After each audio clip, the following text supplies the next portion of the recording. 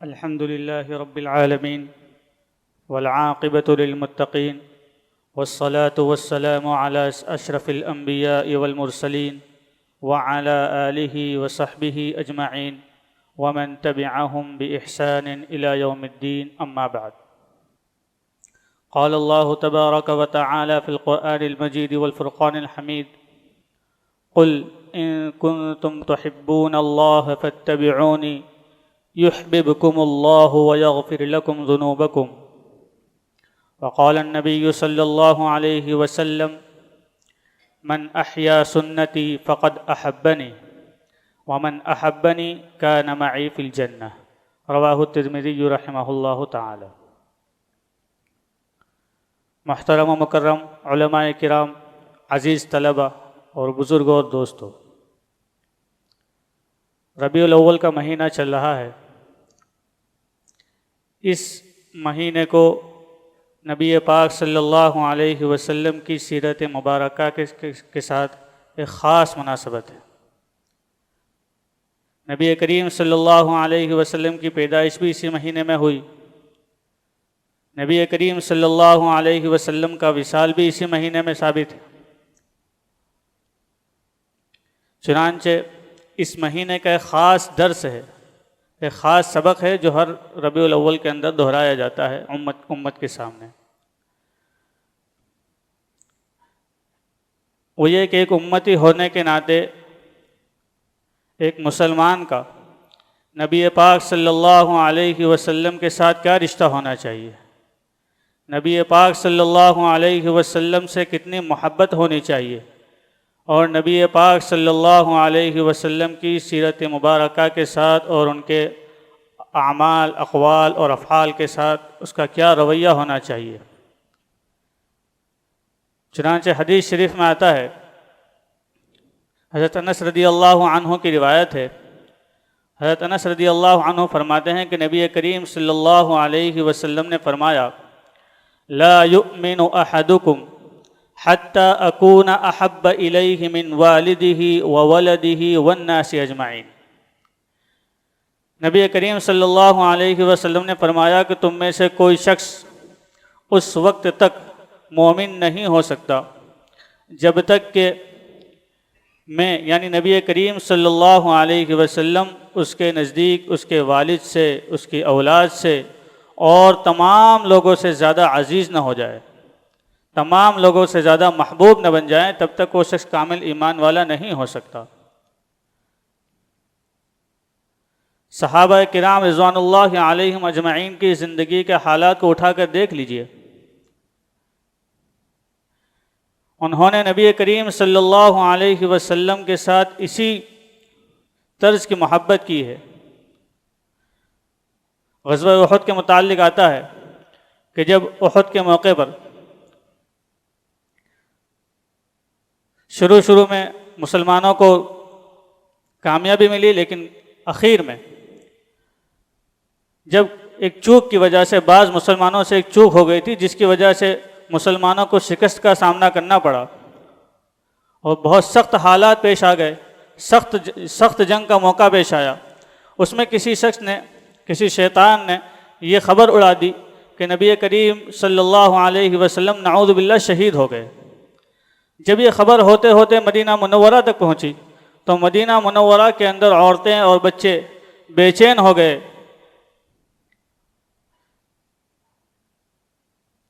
यहाँ तक कि एक औरत परेशानी के आलम में और बेचैनी के आलम में नबी करीम सल्लल्लाहु अलैहि वसल्लम की हालत दरियाफ़्त करने के लिए उहद की तरफ दौड़ी। जब मदीना मुनव्वरा से निकली तो एक शख्स के साथ मुकाबला हुआ, एक शख्स के सामना हुआ। उसने उसको ख़बर दी कि औरत, तेरा बाप शहीद हो चुका है।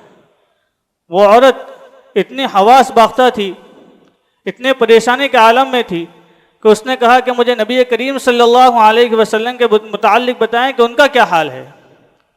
कोई जवाब नहीं मिला। वो आगे बढ़ी, एक दूसरा सवार का सामना हुआ। उसने कहा कि औरत, तेरा बेटा भी शहीद हो चुका है।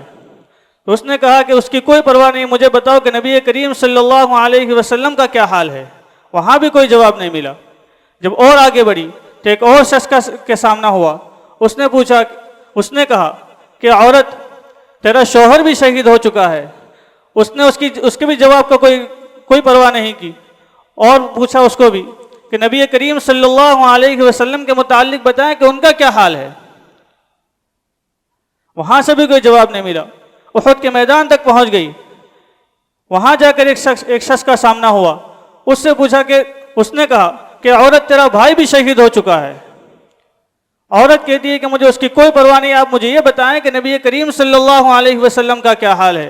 नबी करीम सल्लल्लाहु अलैहि वसल्लम बाकायदे हयात है या नहीं। उस शख्स ने कहा कि नबी करीम सल्लल्लाहु अलैहि वसल्लम मौजूद है, बाकायदे हयात है। तो उसने कहा कि नहीं, मैं अपनी आंखों से देखना चाहती हूँ, मुझे अपनी आंखों से दिखाओ कि नबी करीम सल्लल्लाहु अलैहि वसल्लम कहाँ है। उस शख्स ने इशारा करके बताया कि सामने जो जमघटा नजर आ रहा है उसके अंदर नबी करीम सल्लल्लाहु अलैहि वसल्लम मौजूद है। औरत दौड़ती हुई वहां पहुंची। जब नबी करीम सल्लल्लाहु अलैहि वसल्लम के चेहरे अनवर पर निगाह पड़ी तो उसने कहा, कुल्लु मुसीबतिन बादक या रसूलुल्लाह जललु। अल्लाह के नबी सल्लल्लाहु अलैहि वसल्लम, आपको हयात, बाकायदे हयात देखने के बाद मेरे लिए बड़ी से बड़ी मुसीबत भी मामूली सी है। देखिए, एक औरत है जिसका बाप शहीद हो चुका, जिसका बेटा शहीद हो चुका, जिसका शौहर और भाई सब के सब एक ही जंग के अंदर सबके सब हलाक हो गए, सबके सब शहीद हो गए। लेकिन उस औरत को नबी करीम सल्लल्लाहु अलैहि वसल्लम से इतनी मोहब्बत है, इतनी वालिहाना मोहब्बत है कि उसको किसी चीज़ की परवाह नहीं। वो कहती है कि मुझे नबी करीम सल्लल्लाहु अलैहि वसल्लम की ज़ात को देखना है। जब नबी करीम सल्लल्लाहु अलैहि वसल्लम की ज़ात को देखने के बाद उसने जो जुमला कहा, वाक़ईतन बहुत बड़ी बात है। औरत कहती है कि अल्लाह के नबी सल्लल्लाहु अलैहि वसल्लम, आपको बाकायदे हयात देखने के बाद बड़ी से बड़ी मुसीबत भी मेरे लिए मामूली है। तो ये थी नबी करीम सल्लल्लाहु अलैहि वसल्लम से सहाबा किराम रिज़वानुल्लाहि अलैहिम अजमाइन की मोहब्बत। अब्दुल्ला बिन हिशाम रदी अल्लाह अन्हु की रिवायत में आता है कि एक मरतबा नबी करीम सल्लल्लाहु अलैहि वसल्लम के मजलिस में चंद सहाबा मौजूद थे। अल्लाह के नबी सल्लल्लाहु अलैहि वसल्लम ने हज़रत उमर रदी अल्लाह अन्हु का हाथ थामा हुआ था। हज़रत उमर रदी अल्लाह अन्हु ने अर्ज़ किया कि अल्लाह के नबी सल्लल्लाहु अलैहि वसल्लम, लअन्त अहब्बु इलैया मिन कुल्लि शैइन इल्ला मिन नफ्सी। अल्लाह के नबी सल्लल्लाहु अलैहि वसल्लम, मुझे दुनिया की तमाम चीज़ों से ज़्यादा आपसे मोहब्बत है सिवाय अपनी ज़ात के। यानी मैं अपनी ज़ात से सबसे ज़्यादा मोहब्बत करता हूँ, उसके बाद जो है अगर मुझे सबसे ज़्यादा मोहब्बत है तो आपसे मोहब्बत है। तो अल्लाह के नबी सल्लल्लाहु अलैहि वसल्लम ने फ़ौरन जवाब इरशाद फरमाया, ला वल्लदी नफ्सी बियदिही हत्ता अकून अहब्ब इलैका मिन नफ्सिक। नहीं नहीं, अल्लाह के नबी सल्लल्लाहु अलैहि वसल्लम ने फरमाया, नहीं नहीं, अब तक बात मुकम्मल नहीं हुई। यहाँ तक कि उस ज़ात की कसम जिसके कब्ज़े में मेरी जान है, उस वक्त तक कोई इंसान मोमिन कामिल नहीं हो सकता जब तक कि उसकी ज़ात से भी ज़्यादा मुझसे मोहब्बत ना हो जाए। हज़रत उमर रज़ी अल्लाहु अन्हु ने फरमाया, अर्ज़ किया, वल्लाहि अल-आन लअन्त अहब्बु इलैया मिन नफ्सी। अल्लाह की कसम, ए नबी, अल्लाह की कसम, अब तो मुझे अपनी ज़ात से भी ज़्यादा आपसे मोहब्बत है। अल्लाह के नबी सल्लल्लाहु अलैहि वसल्लम ने फरमाया, अल-आन या उमर, या उमर, बात अब मुकम्मल हुई।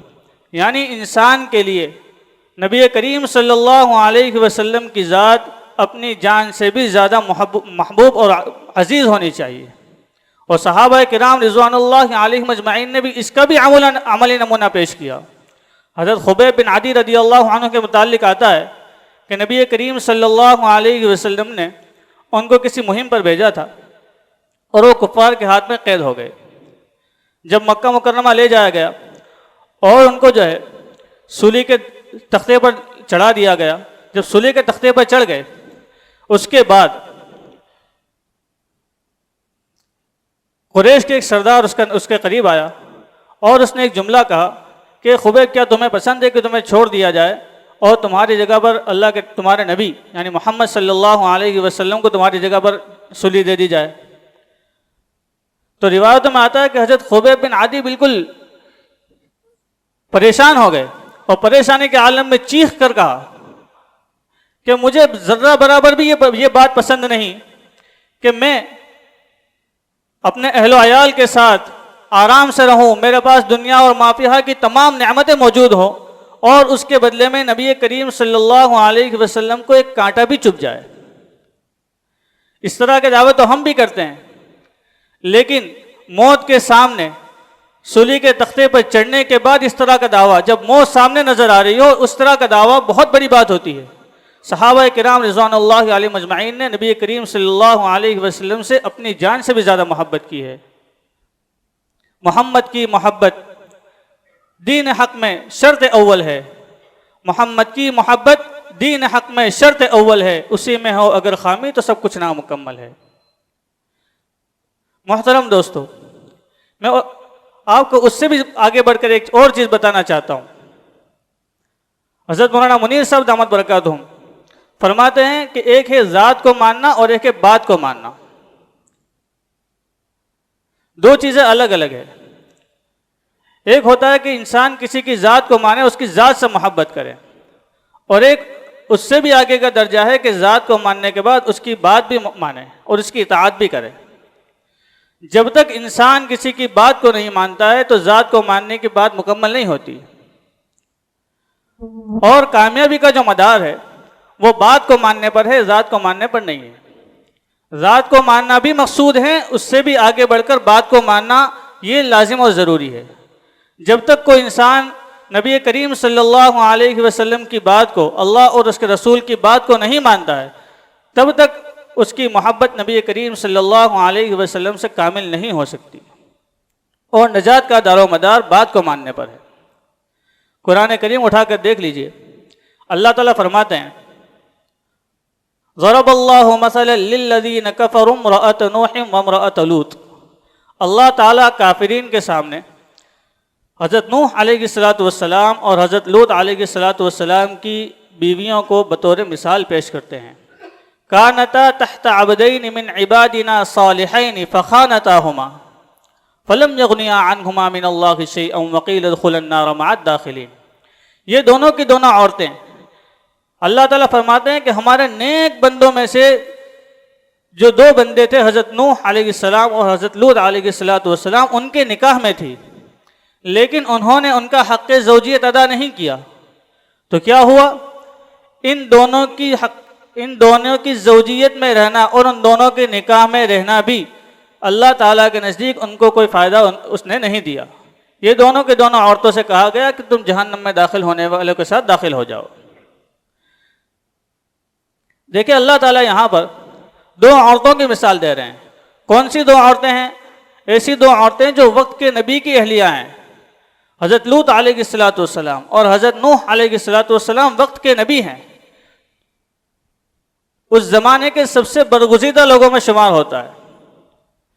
उनकी अहलिया होने का शर्फ हासिल होना बहुत बड़ी बात है, और जाहिर सी बात है कि ज़ौजैन में आपस में मोहब्बत का ताल्लुक़ होता है, तभी तो जाके, यानी ज़ात को मानते हैं, ज़ात को माना तभी तो जाके ज़ौजियत में दाखिल हुई। तो देखिए, इन दोनों औरतों ने अपने ज़माने के नबी की ज़ात को माना, उनसे निकाह किया, लेकिन इन दोनों की दावत को नहीं माना।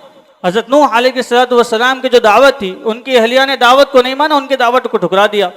हज़रत लूत अलैहिस्सलातु वस्सलाम ने जो अल्लाह रब्बुल इज़्ज़त की तरफ बुलाया, उनकी दावत को उनकी अहलिया ने नहीं माना, उस दावत को ठुकरा दिया।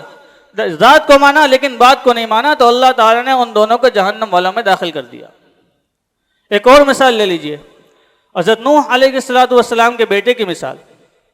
अल्लाह ताला फरमाते हैं, वनादा नूह इब्नहु व कान फी मअज़लिन या बुनय्या इरकब मअना वला तकुन मअल काफ़िरीन।